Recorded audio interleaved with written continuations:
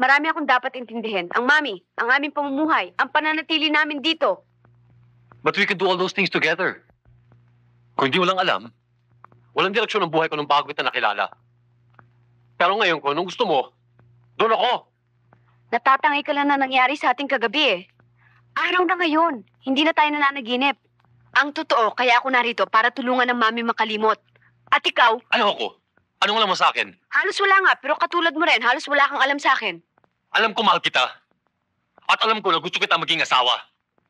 At alam ko rin na kaya ko kayong buhayin mag-ina dito, sa atin, kahit saan. Itulog mo nga yung puyat mo. Totoong sinasabi ko. Nagmana ako ng 12 million sa lolo kong namatay. Kaya nga ako nagtago dito sa Amerika. Dahil lahat ng babaeng nakikilala ko sa atin, parang yung pera ko lang ang nakikita nila. Nagpapatawa ka ba?